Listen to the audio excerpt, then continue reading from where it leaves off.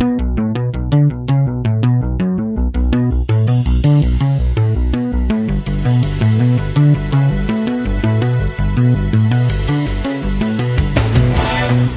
to the Prophecy Club. The thing that just about everyone wants to know is roughly how long do we have before things begin to fall apart here in America, and even more important, how long do we have until Jesus returns? So we're going to be talking about that.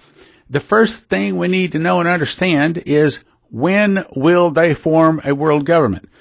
Well, I think I have some real important information in that today. I was listening to the President of France today as he was giving his talking to both houses of the Congress. And I heard a lot of things talking about the New World Order and world government. So let's listen to some of them. I'll comment on those, because in that he gives us a real good idea of what he thinks, what he hopes to see coming in the near future. This is President Macron of France. The United States must face together the global challenges of this century. And we cannot take for granted our transatlantic history and bonds. Our strongest beliefs are challenged by the rise of a yet unknown new world order. Our societies are concerned about the future of their children. Now, you notice that little tone in there. I put that tone, and I put the tone in there to let you know that I had cut some things out of it. In other words, anybody can cut and chop an audio file and make you say just about anything you want to say. So I don't want to do that. I want to bring you what he is honestly and truly saying, and I'm going to try to bring it to you in context. That way, I'm not trying to make him say something he doesn't say. I don't have to do that. He says this a lot of times.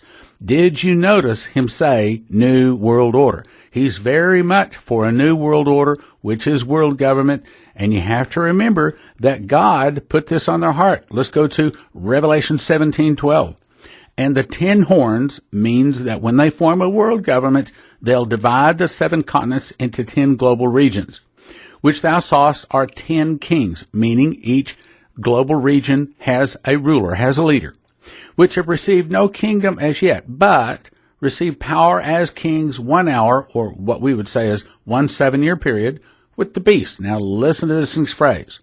These have one mind, and shall give their power and strength unto the beast. The way we say that is the world rulers, these 10 kings that will have the 7 continents divided into 10 global regions, when they do that, they will give their power and strength unto the beast. They're going to turn all of their military, all of their money, all of their power, everything over to this Antichrist guy. Now, again, I don't want to say things out of order, so I've got another sentence here, but I got to read 3 verses to get to that sentence. I don't want you to think that I'm trying to make the Bible say something it doesn't say either. Perhaps you've noticed that I am one that reads a lot of Scripture. I do that because I want you to get it in the order, in the context of what it's really saying. Because just like with audio, you can cut and paste. Well, with the Bible, you can pick and choose. And you can make the Bible say anything you want to if you just pick out a word here or there. So I don't like to do that. I like to read it in context. So you can get the context. So let's go on to the next verse. Now we're in Revelation 17, verse 14. These shall make war with the Lamb, and the Lamb shall overcome them. Now what that's saying is, when the world government is formed, this world government will turn all of its power over to the Antichrist, and the Antichrist, with the agreement of the whole world, then is going to come down and make war against Jesus. And of course, that's not going to be so good for them, because Jesus is, well, it goes on to say, and the Lamb shall overcome them, for he is Lord of lords and King of kings, and they that are with him are called and chosen and faithful. Who are those people with him? Well, that is the wheat and the barley harvest, and that's a topic for another day too. Let's go on though. And he said unto me, the waters which thou sawest, where the horse sitteth, are peoples, multitudes, nations, and tongues, meaning all people on earth. And the 10 horns, which thou sawest upon the beast, these shall hate the whore, that's the Catholic Church, and shall make her, again, I'm not beating up on Catholics here. I love my good Catholic brothers and sisters that love Jesus. That's not a problem. But shall make her desolate and naked, and shall eat her flesh, and shall burn her with fire, meaning this world government is going to turn around and attack and destroy the Catholic Church and the leadership there. Now we come to the verse I wanted to get to. Verse 17, Revelation 17:17. For God hath put in their hearts to fulfill his will and to agree and to give their kingdom unto the beast. Did you hear that? Listen to that again. For God hath put in their hearts to fulfill his will. Now let's back up and compare that to Revelation 17:12. These are 13 actually. These have one mind and shall give their power and strength unto the beast. Listen to the other one. God hath put in their hearts to fulfill his will and to agree and to give their kingdom unto the beast. What that's saying is all of the nations of the world. Now right now Trump is for sovereignty. He says he's not the president of the world, he's president of the United States. Well, good for him.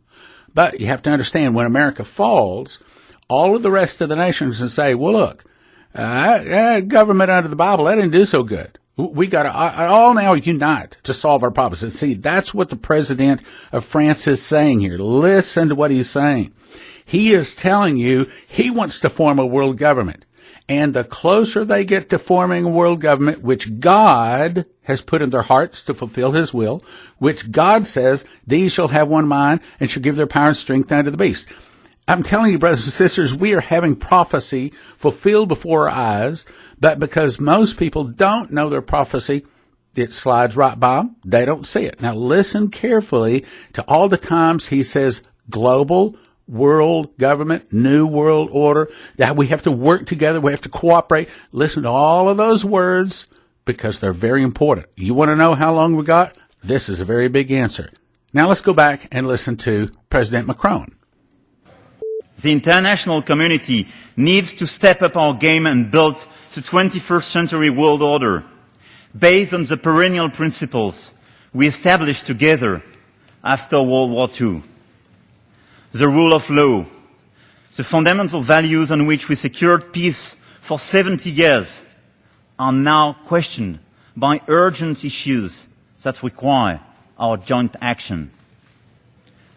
Together, with our international allies and partners, we are facing inequalities created by globalization, threats to the planet, our common good, attacks on democracy through the rise of liberalism, and the destabilization of our international community by new powers and criminal states. Did you hear what he said? Needs to step up our game and build the 21st century world order. See, he's calling for world government. And you'll hear our Congress applaud the loudest at some of the world government comments he makes. Now you're about to hear him say we've got to build a world government because sovereign nations is not the direction to go. Listen to what he says here. We are living in a time of anger and fear because of these current global threats. Let me say we have two possible ways ahead. We can choose isolationism, withdrawal, and nationalism. This is an option. It can be tempting to us as a temporary remedy to our fears. But closing the door to the Word will not stop the evolution of the Word. It will not douse but inflame the fears of our citizens. Now you're about to hear him say that unless we build a new world order, this world is going to fall apart. We have to keep our eyes wide open to the new risks right in front of us. I'm convinced that if we decide to open our eyes wider, we will be stronger. We will overcome the dangers. We will not let the rampaging work of extreme nationalism shake a world full of hopes for greater prosperity. It is a critical moment.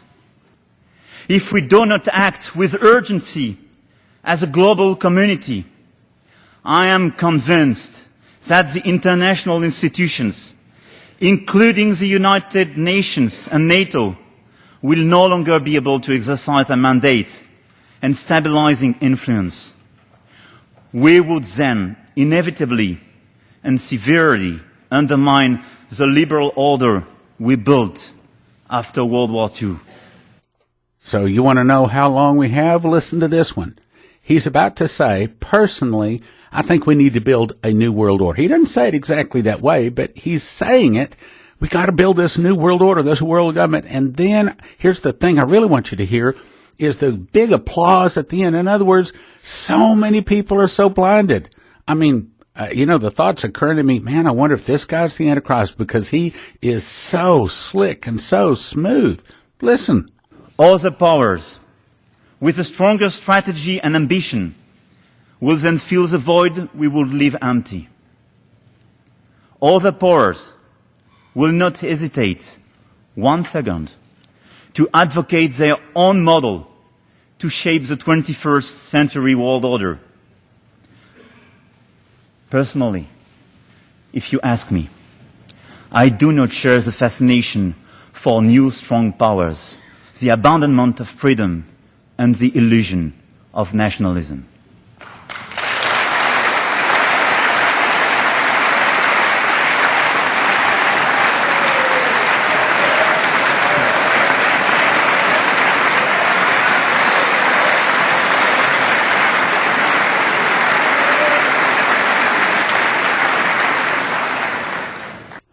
Now you're about to hear him say that the only answer is a world government. Listen, by the way, he says it real slickin', but listen to this one. Our common answers to the global threats that we are facing. The only option then is to strengthen our cooperation. Here he says it again. We can build a new world order. We can build the 21st century world order based on a new breed of multilateralism. Now he's about to say the United States came up with this whole idea for a new world order. So shouldn't they be the one to continue it? And then listen to the applause at the end. The United States is the one who invented this multilateralism. You are the one now who has to help to preserve and reinvent it.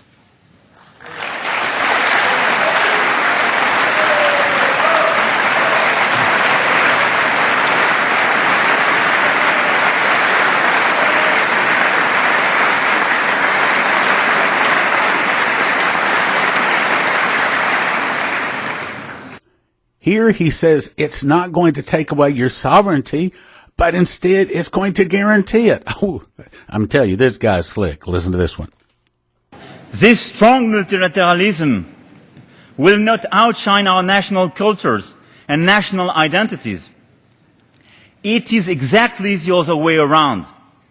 A strong multilateralism will allow our cultures and identities to be respected, to be protected, and to flourish freely together. Okay, here is another example. He is about to say, with all of the United States, all the members of Congress, everybody from the United States and their help, we can build this new world order. You want to say, what? But you have to understand, God is putting it in their heart. This is not the elite's idea to form a world government. This is God's plan for them to come down to the Valley of Jezreel to attack Jerusalem, where he's going to return and burn all of the tares. This is his plan to remove the evil from the world. Strange, isn't it?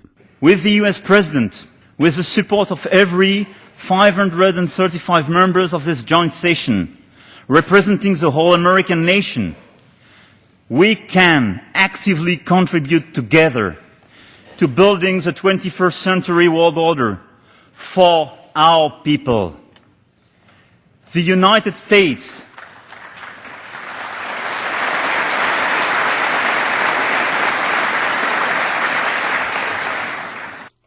Did you hear that applause? These are Americans that are agreeing to a world government. Now he's about to talk about how minorities can have a big part in this. The United States and Europe have a historical role in this respect, because it is the only way to defend what we believe in, to promote our universal values, to express strongly that human rights, the rights of minorities, and shared liberty are the true answer to the disorders of the world. Now, he's about to talk about commercial war, and this is a direct slap to President Trump, because Trump is saying we've got to start these tariffs in order to start leveling the playing field so that these other nations don't take advantage of us commercially. And that's what he's referring to. I believe in the power of intelligently regulated market economies. We are experiencing the positive impact of our current economic globalization with innovations, with jobs creations. We see, however, the abuses of globalized capitalism and digital disruptions, which jeopardize the stability of our economies and democracies. I believe facing these challenges requires the opposite of massive deregulation and extreme nationalism. Commercial war is not the proper answer to these evolutions.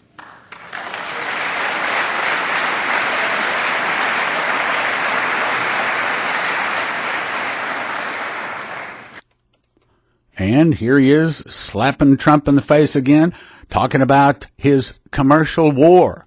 Trump doesn't say it's a commercial war. He's just trying to level the playing field with all these other nations that keep taking advantage of us on the field of trade. A commercial war opposing allies is not consistent with our mission, with our history, with our current commitments for global security. At the end of the day, it will destroy jobs, increase prices, and the middle class will have to pay for it. Here he says that all of our solutions for our trade problems can all be solved by the World Trade Organization, which is, i.e., a branch of world government. And then he goes on to say, look, we set this whole thing up. We made the rules. Now we should follow them. I mean, this guy's really smooth. But the problem is, world government, well, that means that America falls. That means that the Antichrist comes on the scene and a whole lot of people die. But eventually, Jesus returns to put it down. I believe we can build the right answers to legitimate concerns regarding trade imbalances, excesses and overcapacities by negotiating through the World Trade Organization and building cooperative solutions. We wrote these rules. We should follow them.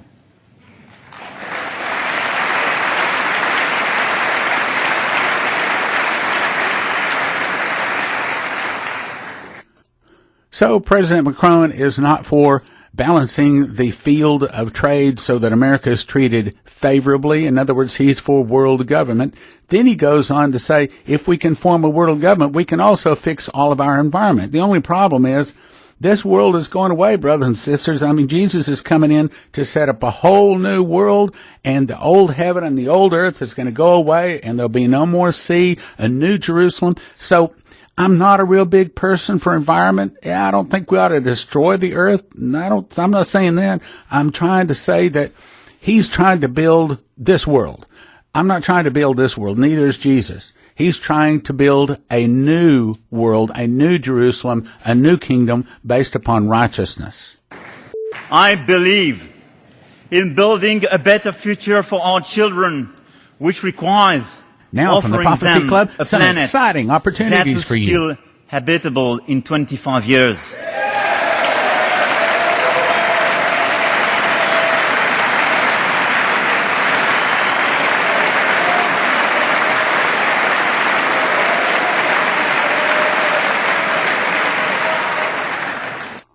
Here he says, yes, I know people are going to lose a few jobs, but there's got to be a way we can form a world government. Listen. Some people think that securing current industries and their jobs is more urgent than transforming our economies to meet the global challenge of climate change. I hear these concerns. But we must find a smooth transition to a low-carbon economy. So here he is again talking about we got to fix the environment. And agree, I don't want to destroy the earth either, but the objective is not to build this new world because Jesus is going to return to rise and shake the earth terribly. Every high place falls, the lowest place fills in, there's no more sea. So Jesus is not concerned with saving this world. He's concerned with saving you into the new world. But listen to what Macron says. What is the meaning of our life? Really? If we work and live destroying the planet while sacrificing the future of our children, what is the meaning of our life if our decision, our conscious decision, is to reduce the opportunities for our children or grandchildren? Now, I cut off the applause on all of this, but understand there's a lot of applause. There's a lot of people for what he's saying. He's made another comment about the environment here. By polluting the oceans, not mitigating CO2 emissions, and destroying our biodiversity, we are killing our planet. Let us face it. There is no planet B. This ought to be telling you that we are getting pretty close to world government. On this issue, it may happen we have disagreements between the United States and France. It may happen, like in all families. But that's, for me, a short-term disagreement. On the long run, we will have to face the same realities, and we're just citizens of the same planet. So we will have to face it. So beyond some short-term disagreements, we have to work together. With business leaders and local communities, let us work together in order to make our planet great again and create new jobs and new opportunities while safeguarding our Earth.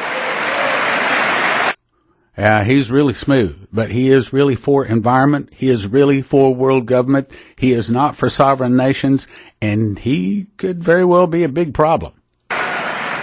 And I'm sure one day the United States will come back and join the Paris Agreement.